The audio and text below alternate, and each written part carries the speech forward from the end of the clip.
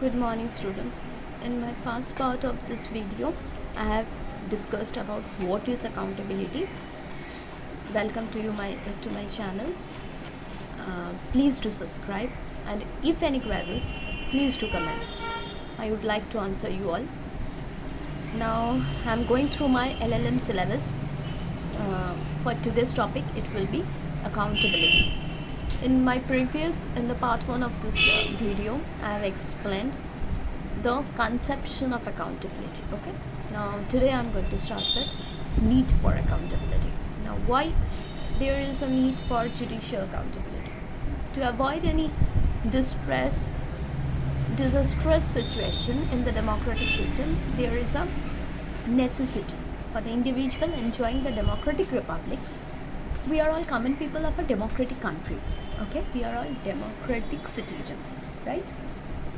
So we always have a necessity so that we can practice our democratic rights.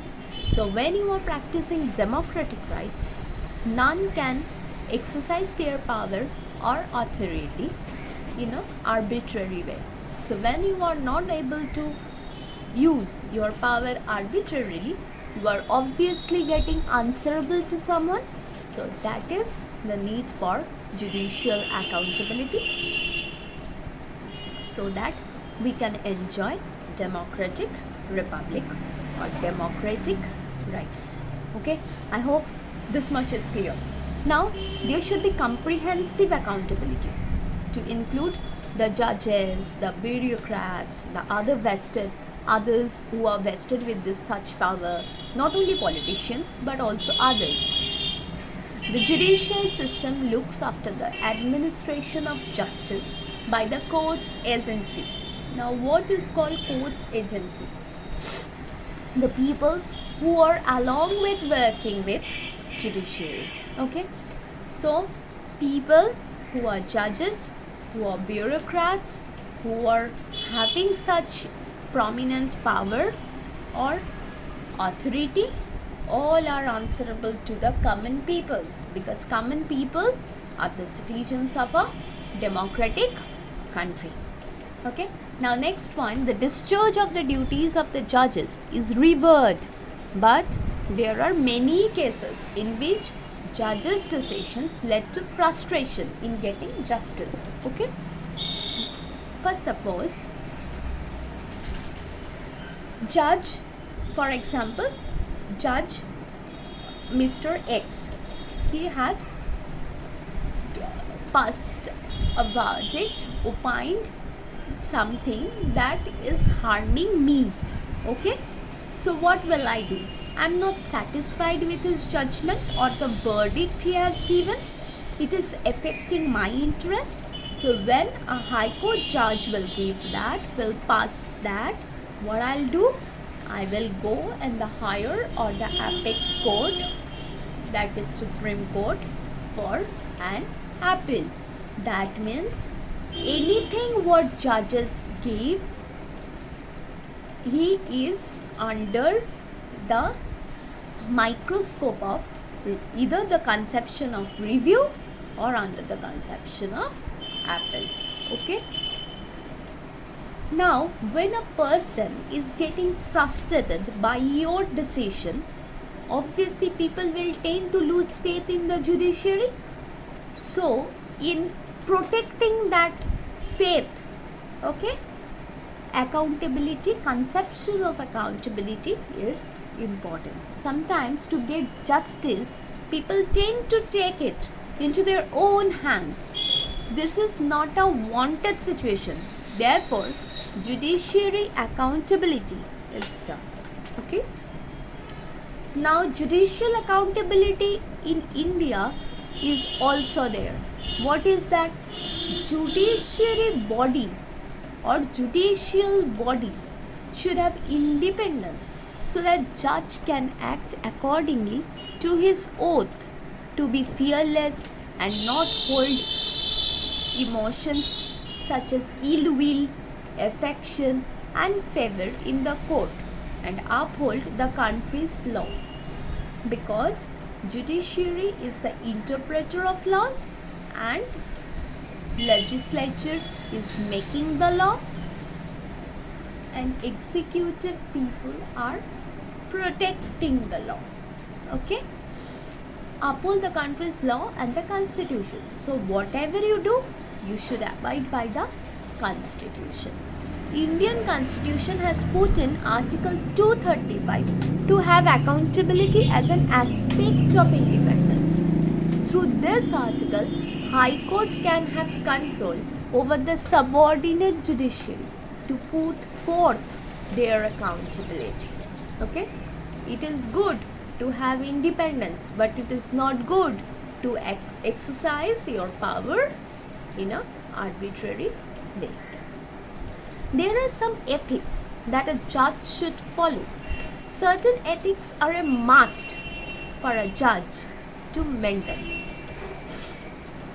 What are such ethics? Ethical decision, administer justice, maintaining distance from relatives, equal opportunity, and no man can be judged in his or her own cause. Okay? Now, what do you understand by ethical decision? The judicial decision has to be honest and it has to be fair so that you can understand what he wants to tell you, why he is doing this. Okay, this is very important because the public's confidence lies in the judges. If people lose faith, people will not come to the judiciary. Then what's the use of judiciary in a country? The opinion of judges has to be according to their profession, facts and laws.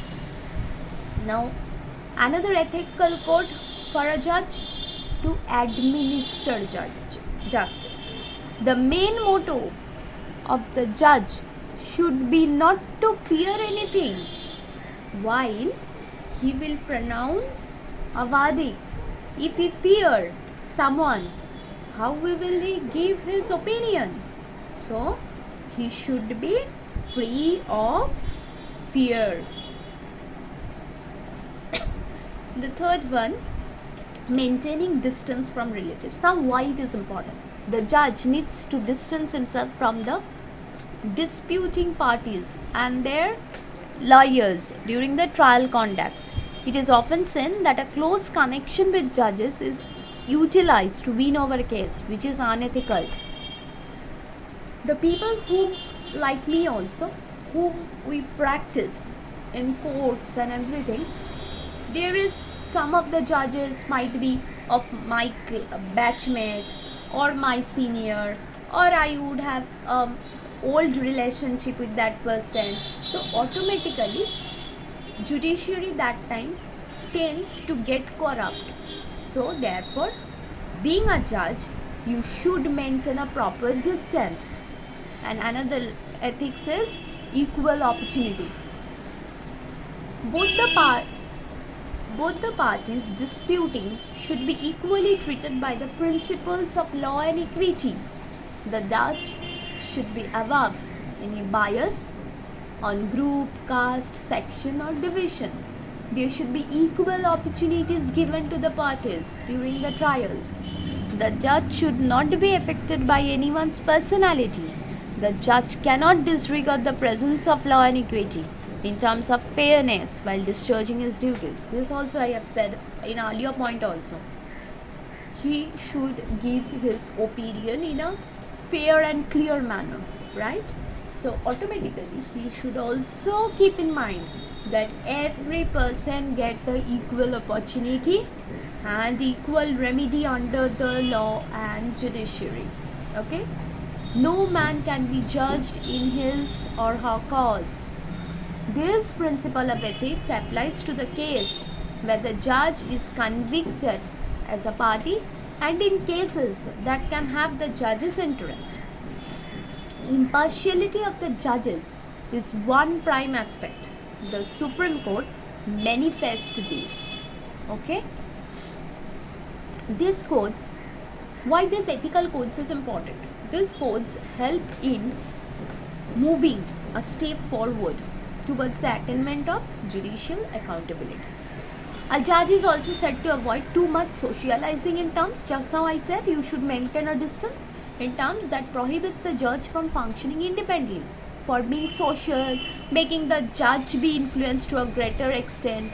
Although this should not be counted as an ethical value to be followed by the judges, the Supreme Court, in the case of Ram Pratap Sharma versus Dayanand, opinionated that a judge should avoid accepting invitations from any business, political party, commercial entities to avoid getting influenced in any way. It is rather an act of caution that needs to be followed.